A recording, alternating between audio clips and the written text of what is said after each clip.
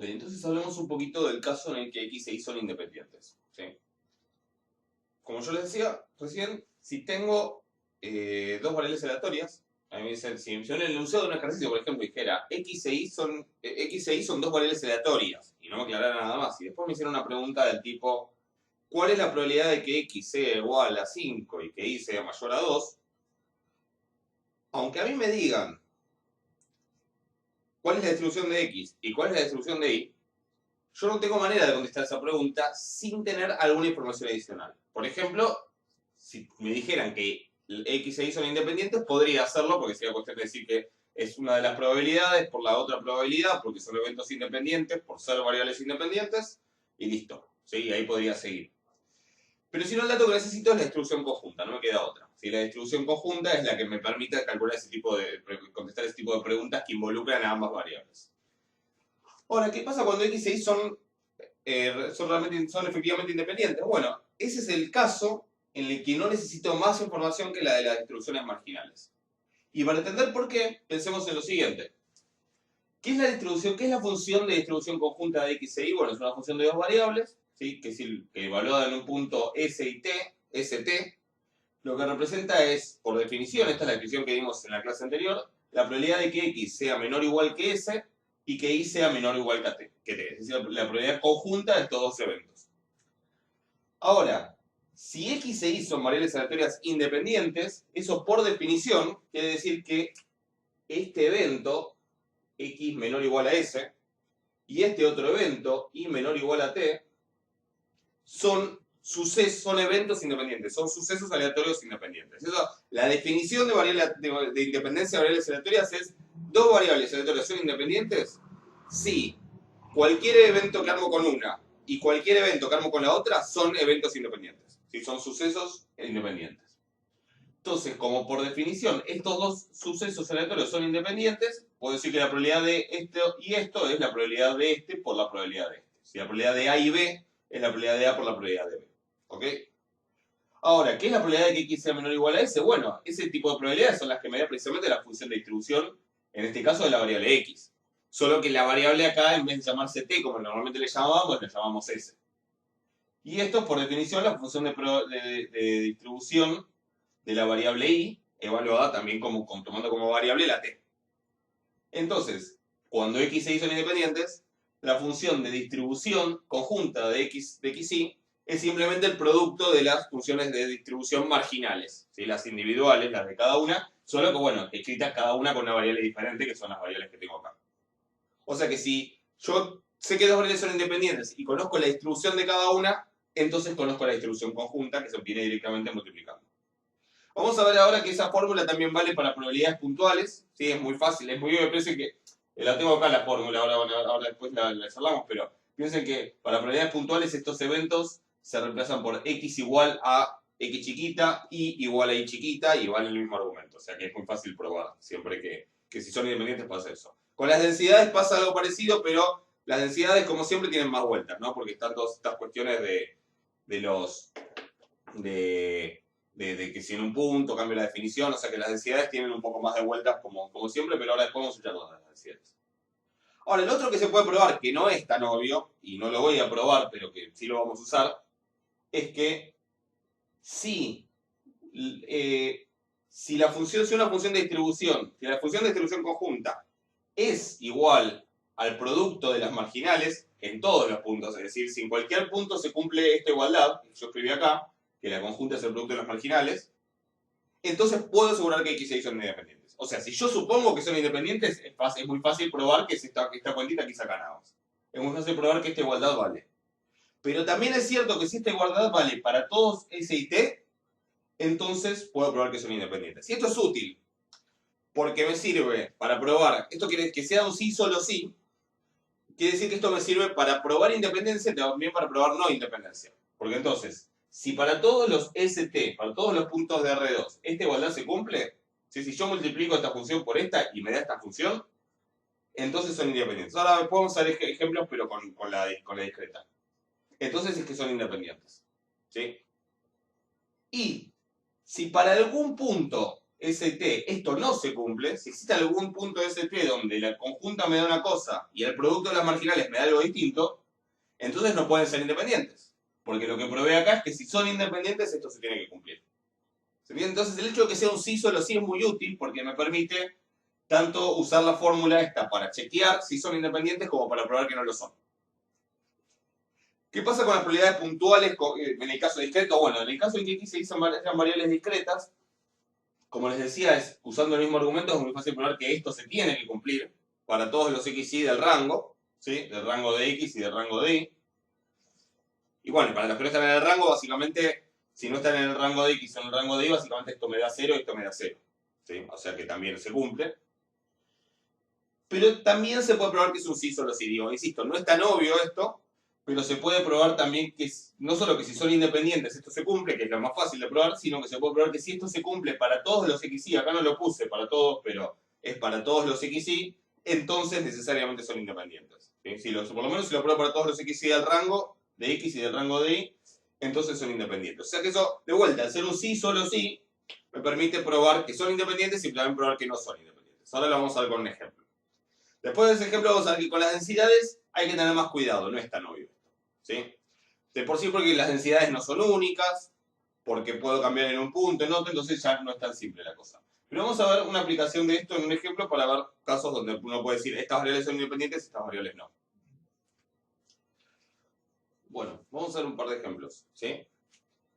Me dice analizar en cada caso si x e y son independientes. ¿Sí? Los dos casos son discretos, ahora hacemos uno continuo, si les parece. Pero acá tengo dos casos, los dos casos son discretos y básicamente tengo x y están dados por tabla. Podría ser con fórmulas, sí. Después en la práctica vamos a ver algún ejemplo con fórmulas para el caso discreto. Pero en el caso discreto es muy común, sobre todo cuando el rango es finito, básicamente, que las probabilidades estén dadas las probabilidades puntuales estén dadas en tablas. Entonces, ¿cómo para chequear si son independientes? Bueno, básicamente, si son independientes, se tiene que cumplir esta fórmula. Para todos los x de rango de x y todos los y de rango de y. Si para alguno falla, entonces necesariamente no son independientes. Y a su vez, si para todos los x de rango de x y todos los y de rango de y esta fórmula se cumple, puedo asegurar que son independientes. Se va para los dos lados. Si funciona para todos, son independientes. Si falla para alguno, aunque sea uno solo, ya no son independientes. Y lo puedo afirmar. Entonces, por ejemplo, miremos esto. Yo necesito las probabilidades marginales, o sea que las voy a calcular. Si acá en las tablas tengo las probabilidades conjuntas. Por ejemplo, esta es la conjunta de x igual a 1 igual a 0. Pero tengo las marginales acá. Las marginales las voy a poner acá. La de y va a aparecer acá. Acuérdense que las probabilidades marginales de y, para y igual a 0, 2 y 3 van a ir acá. Esto va a ser 0,5. 0,16 más 0,04 es 0,2. 0,24 más 0,06 es 0,3. Esto suma 1, así que está ok, tiene sentido. 0,5. A ver, 0,16 más 0,24. Esto es 30, 40 más 0. No, ¿verdad? 0,16 más 0,24. Creo que tengo que alguna cuenta. Ah, no, está bien. 0,16 más 0,24 es 0,30, ¿no? No, 0,40. Más 0,5 es 0,90. Y 0,3. 0,6 más 0,04 es 0,1, 0,10. Entonces, ¿qué voy a hacer? Voy a agarrar y voy a probar, por ejemplo, si, no sé, a ver si la probabilidad de, agarro una cualquiera, por ejemplo esta, es 0,06. ¿Ese 0,06 qué es? Es la probabilidad conjunta de x igual a 2 y de y igual a 3. O sea, es la probabilidad conjunta en el punto 2, 3. Bueno, y voy a chequear entonces la probabilidad marginal de x en 2 y la probabilidad conjunta de y en 3. ¿Cuánto es la probabilidad conjunta de x y en el 2, 3? Es 0,06. ¿Cuál es la probabilidad marginal de x en 2? La miro acá, 0,1. ¿Cuál es la probabilidad marginal de y en 3? 3 acá, 0,3. 0,1 por 0,3 es 0,03. Es distinto de 0,06. Listo, falló. X e y no son independientes. Ya está, no hay que tener ninguna duda. ¿Qué hubiese pasado si me daba la igualdad? Bueno, podían ser independientes, pero recuerden que para estar seguros de que son independientes tendría que chequear para todos. ¿Sí? O sea que si fallaba en uno ya estaba. Como comentario, cuando tengan ceros en la tabla, a veces ese cero es una manera muy rápida de darme cuenta que no son independientes, sin hacer cuentas prácticamente. Porque ¿qué pasa si en vez de hacerlo con el que lo hice ahí, con el 2,3, lo hacía con este? Lo hacía con el 2,0. ¿Sí? Con el 2,0 sería evaluar acá en el 2,0, la conjunta, y la marginal de x en el 2 y la marginal de y en el 0. No tiene nada que ver con que haya un 0, digo, el tema es que la probabilidad de 0. Entonces, ¿cuánto da esta? Bueno, esta da 0. O sea, la conjunta en 2,0 da 0. ¿Y qué pasa con estas otras dos? Bueno, no importa la cuenta. ¿Qué es lo que importa de todo esto? Que la marginal de x en 2 no es 0, y la marginal de y en 0 tampoco es 0. ¿Cuánto es? Es 0,5 y 0,1 y 0,5, pero no importa la cuenta. La cosa es que esta da 0, y esta no es 0, esta no es 0, con lo cual cuando la multiplico no da 0. O sea, de este lado no me da 0, de este lado me da 0, ya sé que son distintas. No hace falta ni hacer la cuenta. Con lo cual sí, es verdad, siempre que en la tabla tenga este tipo de situaciones donde hay un hueco, que básicamente es cuando el rango conjunto es más chico que el producto cartesiano de los dos rangos, como decíamos hoy, en esos casos nunca van a ser independientes. ¿Estamos de acuerdo? Ojo, no quiere decir que siempre que no haya ceros en la tabla vayan a ser independientes, ¿sí? Podría ser cualquier cosa, ¿sí? Pero de por sí, si ya veo un cero, ya sé que no van a ser independientes y la manera de justificarlo es decir, mira, la probabilidad conjunta en este punto es 0, pero el producto de las marginales no es 0, porque ninguna de las dos marginales es 0. Así que si de un lado da 0 y del otro lado no da 0, no se cumple la igualdad. Si no se cumple, no son independientes. ¿Ok? Veamos la segunda. Agarro por ejemplo este. ¿Sí? Yo necesito las marginales antes, de vuelta. Las marginales acá son 0,5, 0,5 para la y 0,4 y 0,6 para la x. 0,4 y 0,6. ¿Ok? Entonces, este 0,2, que es la probabilidad conjunta de x igual a 0 y igual a menos 1, hay que ver si es igual a la probabilidad marginal de x igual a 0 por la probabilidad marginal de y igual a menos 1. Eso básicamente consiste en agarrar la tabla y fijarme si el 0,2 es igual a este por este, es decir, el producto de las dos marginales de donde sale. Entonces hago 0,5 por 0,4 y me da 0,2, efectivamente, o sea que se cumple. Ahora, tengo que hacer lo mismo con todos, con uno solo se cumple no alcanza. Lo hago con este y me da que este 0,2 es igual a este 0,5 por este 0,4. Este 0,3 es igual a este 0,5 por este 0,6, que es donde se cruzan. Y este 0,3 lo mismo, donde se cruzan acá, es igual a 0,5 por 0,6, sí. Como se cumple para todos los x del rango de x y todos los y del rango de y, todas esas combinaciones, como esa igualdad se cumple siempre, entonces puedo afirmar que son independientes. Pero tengo que chequear todos, porque bastaría que en uno de los casos falle. Creo que si en todos menos uno funciona, en el otro también, pero ahora no importa eso. Pero digo, bastaría con que falle en un solo caso para ya asegurar que no son independientes. ¿Estamos de acuerdo? Entonces eso es importante aclararlo, que en todo caso tengo que chequear todos.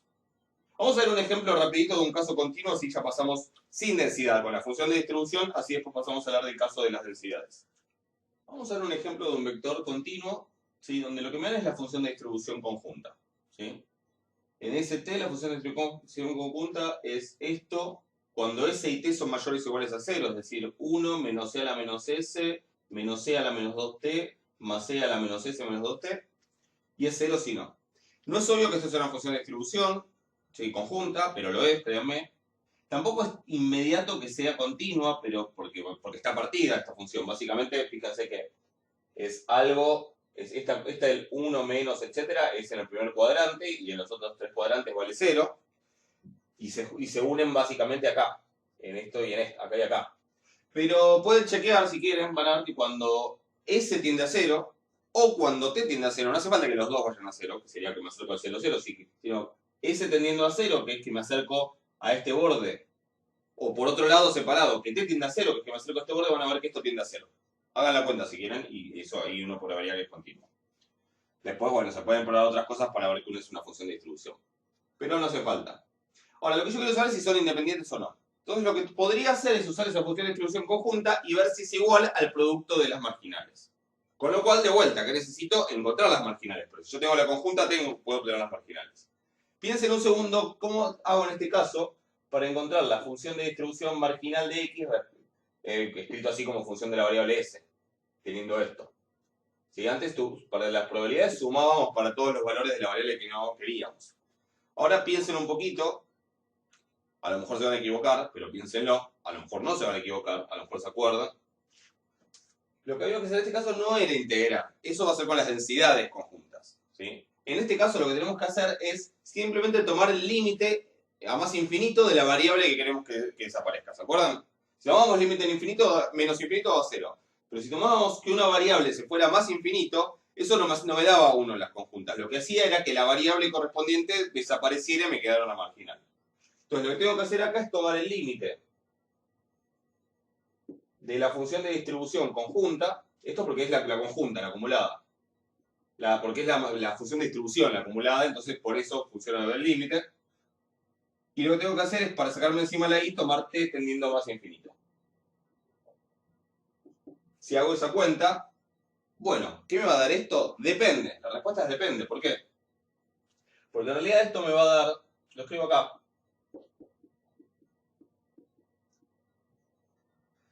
si yo estoy tomando, el S lo estoy tomando fijo, de vuelta como pasaba hoy cuando estuvimos viendo el ejemplo con esa que buscamos la marginal y había que fijarse que si la I estaba en cierto valor en una cosa, estaba en otro. Bueno, si la S fuera un número, S está en el eje horizontal, ¿sí? Si la S fuera un número negativo, ahí tomar el límite más infinito es básicamente irme para allá. Pero me estoy yendo por un lugar donde la función de distribución siempre vale 0. Voy a estar parado siempre en esta zona. Con lo cual en ese caso me daría 0. Me daría 0 si la S fuera un número negativo.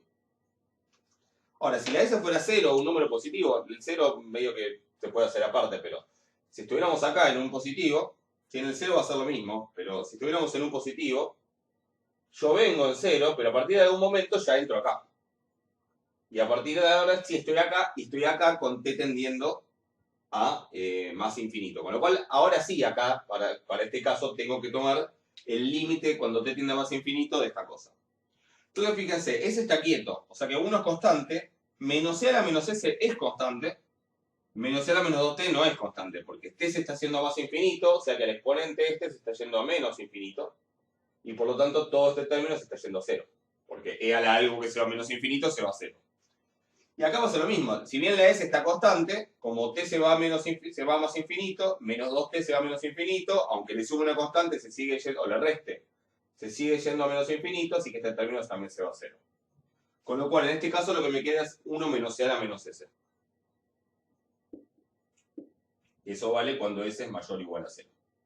¿Sí? En este caso igual es continua, si pongo el igual acá no pasa nada, ¿sí? Porque es continua. Pero bueno, si hacen la misma cuenta, mismo análisis, van a llegar a que la función de distribución de I, como función de t, es similar, es para los t negativos 0, por un argumento muy similar al que vimos, y hagan la cuenta ustedes, pero para los t mayores iguales a 0, si quieren paren acá y hagan la cuenta, me da 1 menos e a la menos 2t. ¿Ok? Esa sería la marginal. Entonces, ¿qué tengo que hacer ahora?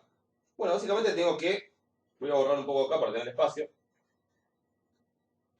tengo que chequear si esta función es igual a esta función por esta función para todo st de R, para todo punto st de R2, o si eso falla para algún punto. Entonces lo que puedo hacer es tratar de multiplicar. Fíjense que está por partes, o sea que lo tengo que expresar un cachitito. Pero ¿cómo sería? Hagamos esta cuenta. Fx es f de la distribución de x en S por la distribución de y en t. Es, por un lado, bueno, si S es negativo, o si t es negativo, una de estas dos por lo menos es 0, o sea que la cuenta da 0. La cuenta da 0, tanto si la S es negativo, como si la t es negativo, como si las dos son negativos. O sea, que el único caso en el que no puedo decir que esto es 0 es cuando tanto S como T son mayores o iguales a 0. Y eso ya se empieza a parecer a esto. Es 0 cuando S y T no son los dos mayores o iguales a 0, y si no es otra cosa. Entonces, es 0, vamos a poner si no, pero si quieren podrían poner cuando S es menor a 0 o T es menor a 0. Y otra cosa distinta pasa cuando S y t son ambas mayores o iguales a 0, que es cuando directamente esta vale 1 menos e a la menos s y esta vale 1 menos e a la menos 2t. Entonces ahí sí voy a hacer la cuenta acá, pero tendríamos que hacer 1 menos e a la menos s por 1 menos e a la menos 2t. Y fíjense que me queda 1 por 1, 1, menos e a la menos s por 1 menos e a la menos s, no importa el orden, igual después lo acomodo. 1 por e a la menos e a la menos 2t, menos e a la menos 2t, y e a la menos s por e a la menos 2t es más e a la menos s menos 2t. ¿Estamos de acuerdo? O sea que, efectivamente, si hago esta cuenta, me aparece esto. Pero insisto en que hay que analizar todas las funciones, porque yo quiero todos los st de R2 esto se cumple. Entonces también tengo que hacer este análisis de ver qué pasa cuando alguna de estas dos es 0. Cuando alguna de estas dos es 0, que es cuando esto no pasa, cuando alguna de estas dos es negativa, ¿sí? Cuando S o T es negativo, que es cuando una de estas dos funciones es 0, que es justamente cuando esto no pasa, el producto de las dos funciones da 0. Cuando no, me da esta cuenta, que es exactamente esto de acá. O sea que en realidad sí se cumple que el producto de las dos marginales es igual a la conjunta. Para esta distribución en particular. Entonces puedo concluir, como es para todos los ST, puedo concluir que si x y es un vector continuo con esta función de distribución, x e y son independientes. ¿Se entiende? Si me hubiese dado que falla, o si hubiese encontrado probando que en algún punto esto falla, ya tengo que no son independientes. ¿Estamos de acuerdo? Esto vale tanto para las funciones de probabilidad conjunta, entonces, y marginales, como para las funciones de distribución de cualquier tipo de vector, continuos, discretos, mixtos, cualquier cosa rara que haya en el medio. O sea, esto vale para cualquier caso. Lo que nos falta charlar un poco es qué pasa con las densidades. Y las densidades, como siempre, son un poco más particulares, como les venía diciendo. Así que vamos a hablar un poquito de eso. Bueno, vamos a ver qué pasa entonces con las densidades, ¿sí? Antes de empezar, en realidad les voy a decir, van a ver que las densidades tienen más vueltas, ¿sí? No es tan simple como recién la cosa. Si se cumple para todos los puntos, son independientes. Si falla para algún punto, no son independientes. Acá es un poco más rebuscado. Con lo cual, mi primera sugerencia sería, si pueden evitar justificar independencia o no independencia usando densidad, comparando densidades conjuntas con producto de las marginales, evítenlo. Van a ver que muchos ejercicios terminan diciendo ¿son x e y independientes? La verdad es que en la mayoría de esos ejercicios, si no en todos, ahora no me acuerdo, pero por lo menos en la mayoría, va a haber varias maneras distintas de argumentar que son independientes o que no son independientes. Muchas veces no lo van a hacer, pero en algún caso sí. Y va a haber muchas maneras. Una va a tener que ver con lo que ya estuvimos hablando, va a poder tener que ver con las condicionales. Si al condicionar por una variable la distribución cambia, es porque claramente son dependientes. También va a tener que ver con la covarianza, que ya vamos a hablar, que la covarianza me va a permitir a veces concluir algo, otras veces no. Hay como varias cosas que voy a aparecer. Con lo cual, si ven que la única que les está quedando es trabajar con las densidades, traten de evitarlo y fijarse si lo pueden hacer de otra manera para no complicarse la vida. De todas maneras, yo les voy a explicar cómo es el tema con las densidades. La cosa es así.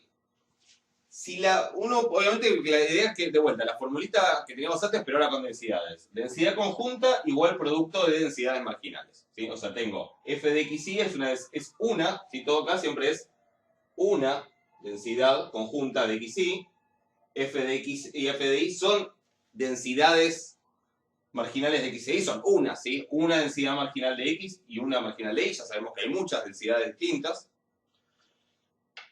Y podría ser que esta igualdad se cumpla para todos los x y de R2, ¿sí? ¿Qué pasa si eso es cierto? Si yo hago la cuenta y me da que para todos los x y, sin excepción, esto se cumple, bueno, son independientes. Si se cumple eso, puedo asegurar que son independientes.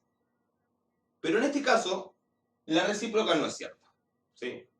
¿Por qué? Porque imagínense que yo tengo una densidad conjunta de x y, una marginal de x y una marginal de y, tales que esto se cumple para todos los x y de R2. Y ahora de repente a mí se me ocurre agarrar y decir, bueno, pero agarremos un punto solo, ¿eh? Uno solo. Un punto solo de acá, no sé, qué sé yo, el 1, 3. 1 acá, 3 acá, 1, 3 acá. ¿Sí? Se cumplía, ¿no? Que la igualdad se cumplía para todos y se cumplía también para el 1,3. Y yo digo, bueno, no, en vez de usar esta densidad conjunta, voy de X y de Y, voy a usar otra densidad conjunta de X y de Y que sea exactamente la misma, pero que en el 1,3 valga 7. Suponiendo que acá no da, suponiendo que antes no valía 7, ¿no? Antes valía 5, pongámosle. Bueno, voy a hacer que en el 1,3 valga 7. Todo el resto es igual. Pero en el 1,3 en vez de valer 5, que es lo que valía antes, y lo que da este producto, ahora vale 7. ¿Qué dice? De repente, esta igualdad ya no se cumple. Porque acá me sigue dando 5, porque esta no la toqué, y esta me da 7. Y sin embargo, esta es una densidad conjunta, esta es una densidad marginal para X, y esta es una densidad marginal para Y. Y está fallando en un punto. Y eso mismo lo podría hacer en 2 puntos, en 10 puntos, y en una infinidad de puntos aislados, digamos. ¿Sí? Con una cierta cantidad de puntos. Con lo cual voy a tener un caso en donde obviamente las variables siguen siendo las mismas, siguen teniendo las mismas distribuciones, la misma distribución conjunta, todo igual, solo que estoy usando una densidad distinta a la que estaba usando recién, y claramente ya empieza a fallar esto. Entonces, no tendría sentido que porque esto falle en un punto, no te pueda asegurar que son independientes. ¿Estamos de acuerdo? Y de hecho, pueden fallar en muchos puntos, si estoy así todo, podrían ser independientes, pero no lo sé. Lo que sí puedo afirmar con densidades, ¿qué es lo que no puedo hacer con densidades? Puedo cambiar en un punto, en otro punto, en otro punto. Lo que no puedo hacer es cambiar en todo un intervalo, cuando estoy en una variable, o en toda una región, cuando estoy en dos variables, en toda una región que tenga área positiva. Entonces, si esta cuenta me llega a fallar, ya no en un punto o en dos puntos, o en, qué sé yo, o en todos los puntos que están así, cuando cuando esto me falla, cuando esta cuenta falla, esta igualdad falla, para todos los XY, ¿sí? Supongamos que esto me da distinto a esto, la conjunta es distinto al producto de los marginales. Para todos los XY de un conjunto que tiene área positiva, ahí ya sí en ese caso puedo decir, no, estas ahora son distintas pero posta. O sea, son distintas pero esencialmente distintas, no porque le cambié un puntito a otro. Son muy distintas, ¿sí? Son esencialmente distintas, entonces sí puedo asegurar que en ese caso X e Y no son variables independientes. ¿Se entiende? Yo insisto, si pueden evitar esta argumentación, eviten. Si pueden evitar esto, evítenlo porque hay que hacerlo con mucho cuidado y hay que argumentarlo bien. Pero vamos a ver que en algunos casos es bastante útil, incluso para sacar una conclusión más o menos general, que ahora vamos a hacer un ejemplo, es útil tener esto. Pero, insisto, es como más complicado, es más peligroso, hay que saber usarlo. ¿Sí? Hay que usarlo con responsabilidad. ¿Sí? Después no digan que no les avise, básicamente. Pero vamos a hacer un ejemplo usando esto para que vean que tiene su interés y su utilidad también. ¿Estamos de acuerdo? Insisto, si esto funciona para todos, perfecto. Pero si falla para algunos, no puedo asegurar nada. Ahora, si falla para demasiado, que sería que falle en toda un área en toda una región de área positiva, entonces, en ese caso sí puedo decir no son independientes. ¿Estamos de acuerdo? Vamos a ver un ejemplo entonces donde aplicamos esto. Vamos a retomar el ejemplo del. Vamos a retomar este ejemplo del vector que tenía densidad uniforme sobre este triángulo. Densidad uniforme podría ser sobre cualquier región que tenga área finita, ¿sí? O sea, sobre algo de área infinita no, pero si agarro y dibujo una circunferencia, una cosa así nomás, y eso tiene un área finita, yo digo, bueno, tomo como densidad en toda esa región, 1 sobre el área de la región y me queda una densidad uniforme, una densidad conjunta uniforme. ¿No? Entonces, densidad conjunta, obviamente. Entonces, ya vimos que la densidad conjunta de este vector, ¿sí? Como lo habíamos definido antes, era en cualquier punto de adentro del triángulo era 2, o sea, no era 0, y en cualquier punto de afuera del triángulo era 0. Y ya hicimos las cuentas de cómo eran las marginales, pero más allá de las cuentas, la cuestión es, yo veo que la X toma valores entre 0 y 1, y en esos valores es básicamente donde yo voy a tener, digamos, como es esta parte del triángulo, digamos, el soporte de la X va a ser 0, 1. El soporte del vector aleatorio va a ser el triángulo, ¿sí? Pero el soporte de X va a ser el intervalo 0, 1. De hecho, ya la habíamos hecho la cuenta y daba. Este es el soporte de X.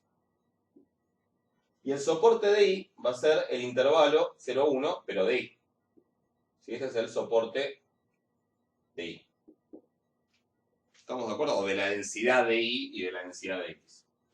Entonces, si yo tomo esos puntos, si yo tomo las densidades que en el soporte de X, tomo un punto que está en el soporte de X y en el soporte de Y, si tomo un XY un X que pertenezca al soporte de X y un Y que pertenezca al soporte de Y,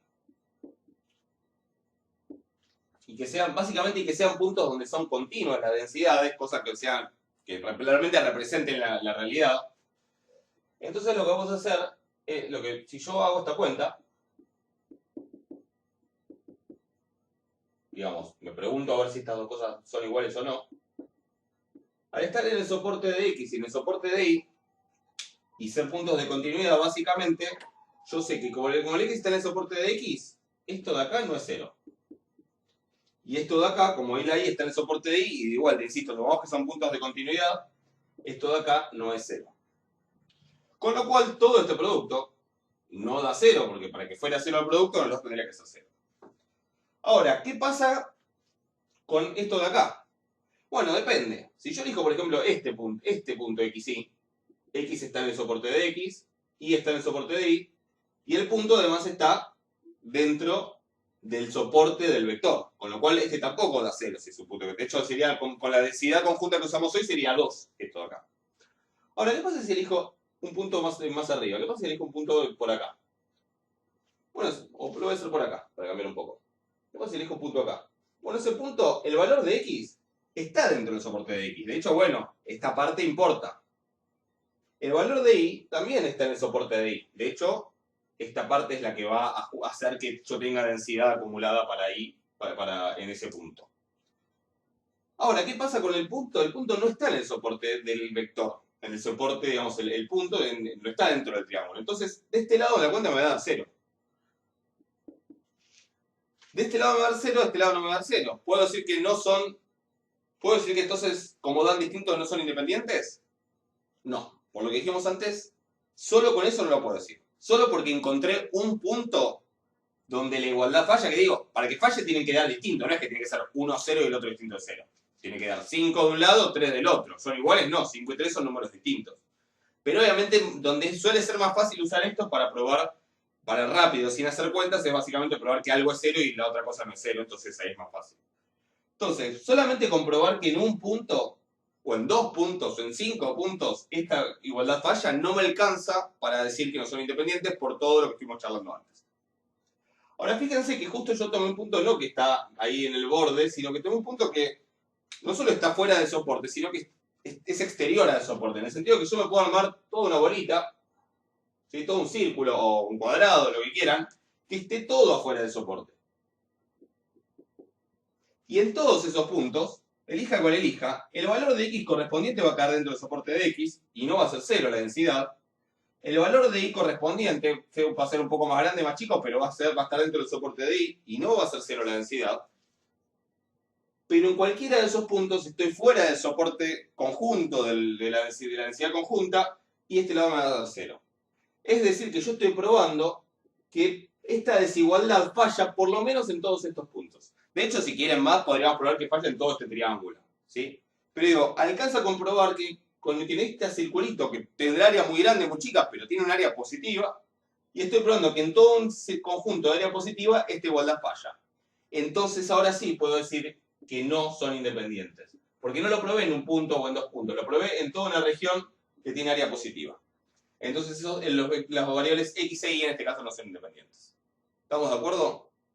Y para sacar una conclusión más o menos general, siempre que yo pueda reproducir un argumento de este tipo, que es básicamente, tengo que el soporte tiene una forma que hace que yo me pueda tomar fuera del soporte una región, o sea, una región fuera del soporte que va a ser la que haga que de este lado me dé 0, pero que si yo proyecto sobre X cae dentro del soporte de X, entonces puedo pensar que ahí no va a ser 0 la densidad marginal de X, y que si proyecto sobre Y cae dentro del soporte de Y, entonces tampoco es 0. Entonces yo voy a poder reproducir el mismo argumento y decir no son independientes. Yo se los dejo para que lo piensen, porque no es una obviedad. Pero hay piénselo ahora un poquito y después piensen bien por qué funciona. Pero hay un tipo de... Tengo la voz cansada. Estoy bien, sí, ya terminé el aislamiento, todo. Por suerte estamos todos bien. Hay un tipo de región, hay un tipo de soporte para el vector en la que esto seguro no se va a poder hacer. Yo les voy a decir cuál, piensen si les ocurre cómo podría ser un ejemplo. Yo les lo voy a mostrar. Y por qué piensen básicamente por qué cuando eso es mentira no vale, ¿sí? En el caso en el que eso falla, en el caso en el que ese argumento no se puede hacer, básicamente es el caso en el que el soporte tiene esta forma, por ejemplo. Es decir, ¿qué es eso? Es un rectángulo cuyos lados son paralelos a los ejes, ¿sí? Ahí no hay manera de meter algo en un costadito, en una puntita o lo que sea, y que haga que los soportes sobre X y sobre Y caiga adentro, pero que caiga fuera del soporte conjunto. Le tengo que sacar siempre como una esquina o algo para que este argumento se pueda repetir. Se lo dejo para que lo piensen, porque no es tan obvio, pero así funciona. Obviamente probarlo bien es más complicado, pero con que se queden con la intuición me quedo contento. Con lo cual, básicamente, lo que puedo decir es que si el soporte de la densidad conjunta de un vector aleatorio no tiene esta forma, seguro puedo, lo que yo quiero convencerlos es de que entonces puedo volver a hacer este argumento seguro y entonces puedo concluir que no son independientes, ¿sí? Ahora, si el soporte tiene esa forma, que yo no pueda hacer este argumento no quiere decir que sean independientes, ¿sí? Habrá que ver, habrá que hacer otras cosas. No es que siempre que sea un rectángulo van a ser independientes. Puede ser que sí, puede ser que no, y ya vamos a ver ejemplos donde no. Pero siempre que no tenga esta forma, siempre que no sea un rectángulo paralelo, que esté con los lados paralelos a los ejes, insisto, si uno tiene un rectángulo, pero el rectángulo no tiene los lados paralelos a los ejes, bueno, acá puedo hacer el mismo argumento, en este pedacito de acá puedo hacer el mismo argumento que si hay en el triángulo, ¿sí? Caigo en el soporte de X, caigo en el soporte de Y, pero no estoy dentro del soporte de la densidad conjunta. Entonces también es importante lo que sean paralelos a los ejes. Entonces, básicamente, como conclusión, si quieren, si el soporte de el vector xy, o de la densidad del vector xy, no es un rectángulo, o cuadrado, obviamente también, de lados paralelos a los ejes, entonces, si no es un rectángulo de lados paralelos a los ejes, entonces X e Y no son independientes. ¿Y por qué? Porque seguro puedo hacer un argumento de este tipo como el que hice acá arriba. En este caso no es un rectángulo de lados paralelos a los ejes y por eso de hecho puedo asegurar que estas no son independientes, ¿sí? Si llega a ser un rectángulo, si el soporte llega a ser X entre 0 y 2, Y entre 0 y 1, que es un rectángulo de lados paralelos a los ejes, bueno, habrá que ver, habrá que hacer otras cuentas, ¿sí? Pero en el caso en que yo ya vea que el soporte no tiene esa forma, listo, ya puedo afirmar que no son independientes las variables. Vamos, es como un caso particular que, bueno, a veces está bueno saberlo. Si se les hace mucho lío, no se preocupen, no es tan fundamental, ¿sí? Lo que sí quiero es que si van a tratar de argumentar usando las densidades conjuntas, lo hagan bien, ¿sí? Que no hagan pavadas. Por eso digo, traten de evitarlo. Si pueden ir por otro lado, mejor. Si no pueden ir por otro lado, bueno, úsenlo, pero con mucha precaución. ¿Ok? Bueno, yo hasta ahí estaría con todo esto de la independencia y la relación con las distribuciones conjuntas. Vamos a hablar un poco entonces sobre la esperanza, ¿sí? De una transformación que depende de varias variables aleatorias. Bueno, vamos a hablar un poco de esperanza matemática en este contexto. Les digo de qué no vamos a hablar. No vamos a hablar del concepto de esperanza de un vector aleatorio, ¿sí? Esa noción existe. Por ahora no nos va a ser útil. Si después por ahí, al final, por ahí en algún momento la mencione, o por ahí no, podemos también vivir sin eso, tal vez la mencione cuando hablemos de modelo lineal sobre el final de la materia. Pero tal vez ni siquiera eso. En econometría, sí, y en la estadística actuarial también se van a encontrar, cuando hablen de modelo lineal, con un poco más de detalle, del concepto de esperanza de un vector aleatorio. Igual les aviso, es algo muy obvio. ¿Sí? La esperanza de un vector es el vector que tiene la esperanza de cada variable. La esperanza de xy, del vector x, y, es la esperanza de x, la esperanza de y. O sea, es un vector de números reales, sí que tiene todas las esperanzas. Existe una noción análoga a la varianza, que se llama matriz, que es más interesante, que vamos allá, que se llama matriz de varianzas y covarianzas. Todavía no vimos qué es la covarianza, pero bueno, es algo que incluye a las varianzas y a todas las posibles covarianzas. Se los comento por si les interesa el tema, nada más, pero es algo que por ahora no le vamos a prestar mucha atención. Después sí lo van a definir bien en econometría o bueno, con estadística actuarial eventualmente probablemente también se lo cruzan. Pero vamos a hablar en realidad de algo más de este tipo de cosas. ¿Qué pasa si yo quiero calcular la esperanza de x por y, o la esperanza de x más y al cuadrado, o la esperanza de e a la x por y cuadrado?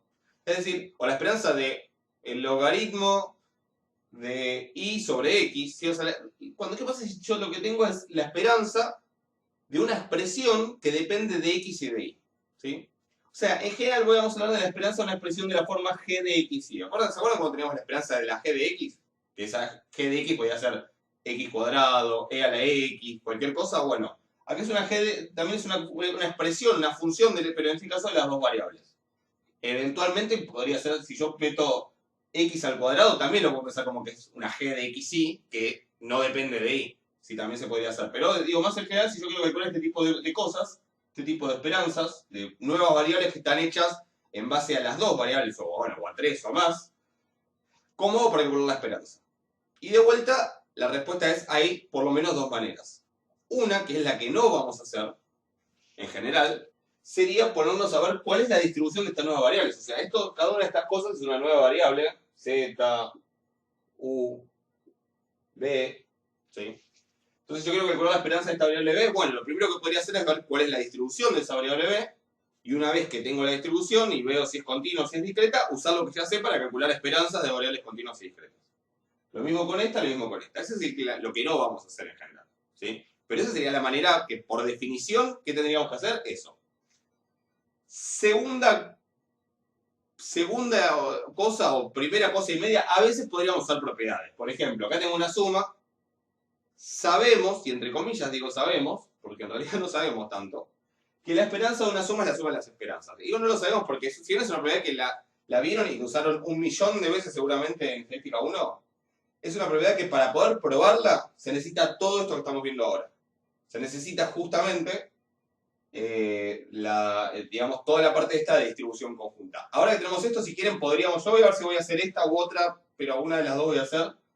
Pero vamos a ver que recién ahora, y si no, y además en el apunte están las dos probadas, las dos propiedades, que es una la de la suma y otra que ahora les voy a mencionar.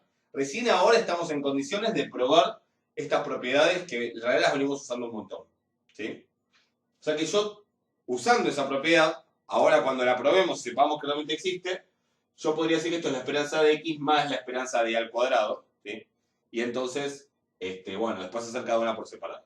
Acá que es un producto, yo no sé si se acuerdan, pero hay una propiedad que dice, si x e y son independientes, la esperanza de x por y es la esperanza de x por la esperanza de y. Eso lo usamos en su momento para función generadora de momentos. ¿Sí? De vuelta, para probarla se necesita todo lo que estamos viendo ahora. Creo que después voy a probar esta que es más fácil y la de la suma la pueden hacer, pero las pueden ver también las demostraciones si les interesa en el apunte. Y para esta no hay nada. ¿Sí? Para acá no se me ocurre una propiedad que uno pudiera usar. Pero digo, en algunos casos uno podría llegar a usar propiedades, una vez que las demostró. Ojo, insisto, nosotros estuvimos usando ya algunas de esas propiedades que todavía no las habíamos probado. Alguien podría pensar que está mal usar cosas que todavía no se pudieron probar para... Bueno, es por cómo está organizada la materia, pero en realidad se puede chequear que nada de lo que probamos usando estas dos propiedades que mencioné, de la esperanza de una suma y de la esperanza de un producto de variables independientes, nada de eso que probamos lo estamos usando para probar estas cosas. Es decir, no hay ningún razonamiento circular acá. ¿Sí? Es simplemente algunas cosas las vimos antes de lo que, si uno lo hiciera bien ordenado, lo habíamos visto, justamente porque este es un tema un poco más pesado que lo dejamos para después. Pero quédense tranquilos, pueden chequear que no hay ningún razonamiento circular. Pero bueno, más en general, ¿qué es lo que puedo hacer? Bueno, puedo usar una propiedad muy análoga a la que habíamos visto en su momento de la esperanza de g de x. ¿Sí? Lo que puedo hacer es, si quiero calcular la esperanza de una expresión, una función de dos variables aleatorias, o de más, también podría hacer, lo que puedo hacer es lo mismo de siempre. Hago la suma de esa función, ¿se acuerdan? Decíamos la suma de g de x por la densidad, o la integral de g de x por la densidad. Bueno, ahora es lo mismo, solo que van a hacer sumas en las dos variables, o integral doble. O sea que una opción es hacer la suma. Si el vector es discreto, es hacer la suma de esa g de x y por la función de probabilidad puntual conjunta y para todos los x y del rango conjunto, ¿sí? Del rango del vector x y.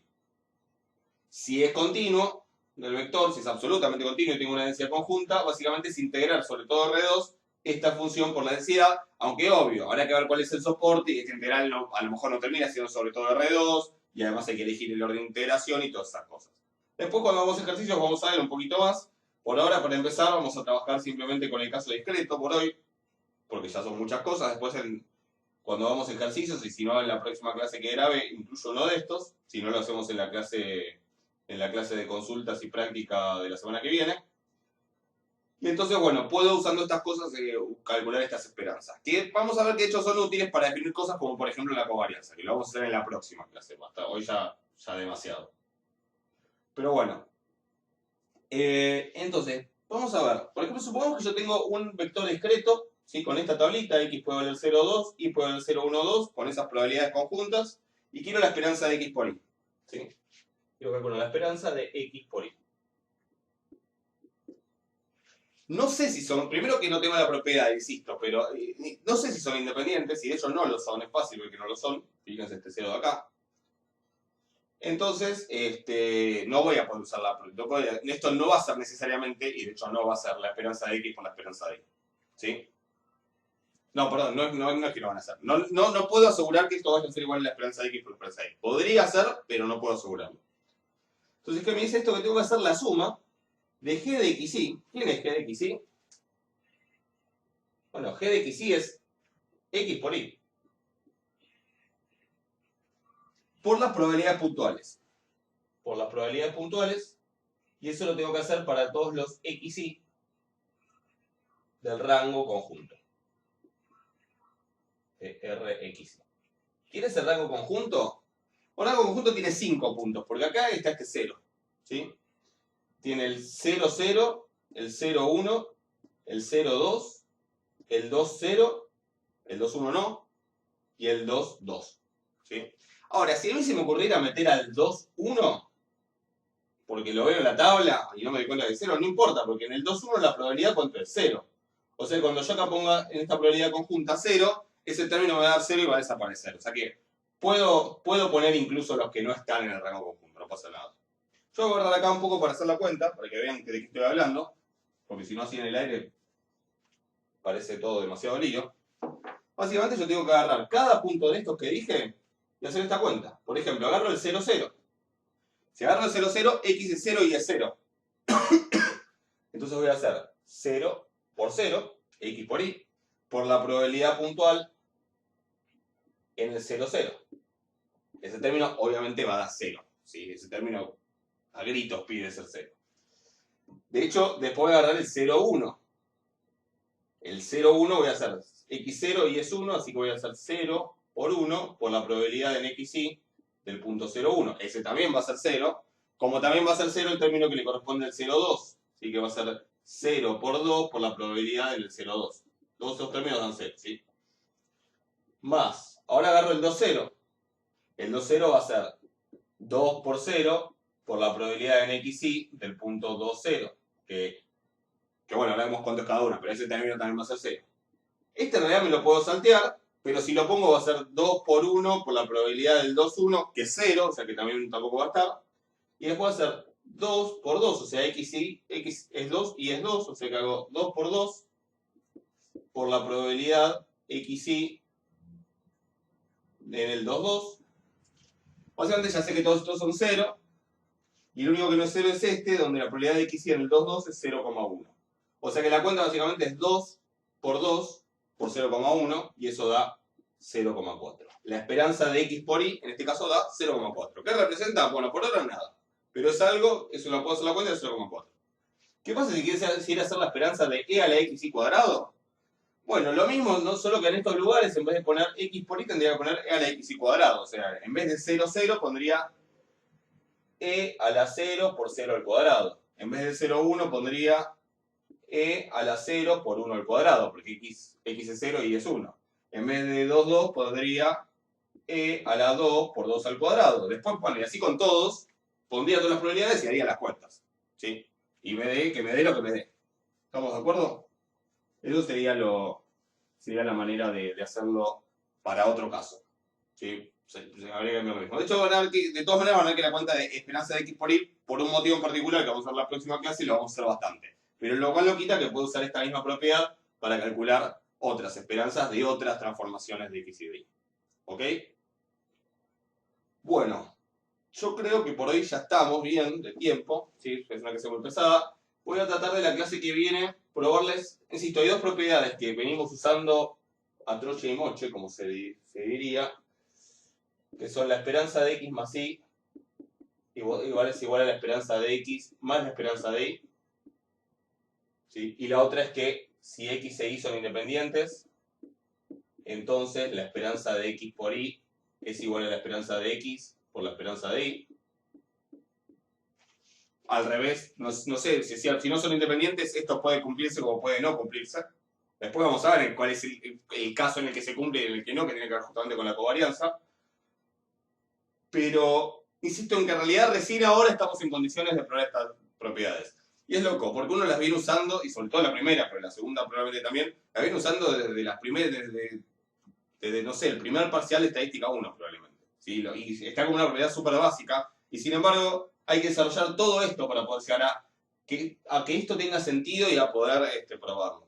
¿Sí? O sea que es bastante loco. Créanme que cuando uno hace todo el análisis se da cuenta que en realidad podría, si no fuera por un tema didáctico y de dificultad, uno podría en las primeras clases de estadística 1 haber visto todo este tema y probado que la esperanza es una suma de las esperanzas y esta otra propiedad y listo, y después yo usarlo. Lo que pasa es que ¿por qué no hacen eso en estadística 1? Bueno, porque salen todos corriendo, si en estadística 1 les hablan de distribución conjunta, de distribuciones bivariadas y todo eso. O sea, es más por un tema didáctico que esto se pospone, pero en realidad si vamos al orden lógico de los temas, esto debería ser una de las primeras cosas que uno aprende antes de ver antes de ver estimadores puntuales, antes de ver propiedades básicas de la esperanza, antes de ver función generadora de momentos y ninguna otra cosa. ¿Estamos de acuerdo? Parece bastante loco cuando uno lo piensa así, porque en realidad es como que de alguna manera les venimos mintiendo desde hace un montón.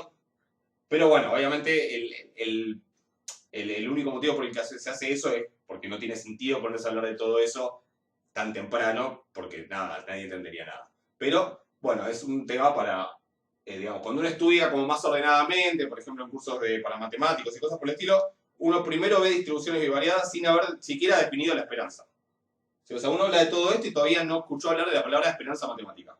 Y recién después de ver todo esto, uno define la esperanza, define todo esto y prueba las propiedades de la esperanza y todo eso. Parece bastante loco, pero es el enfoque que se da en cursos donde uno va más a la consistencia lógica, ¿sí? Y no tanto a las aplicaciones y a poder usar las herramientas. Pero bueno, es un comentario nada más. Por ahora estamos. La semana que viene, la próxima clase, bueno, la semana que viene vamos a hacer una clase y yo ahora les voy a avisar cuándo.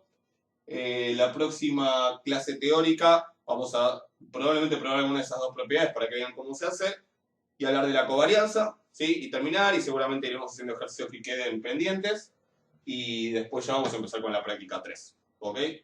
Así que bueno, espero que estén bien, cuídense y nos hablamos pronto. Suerte.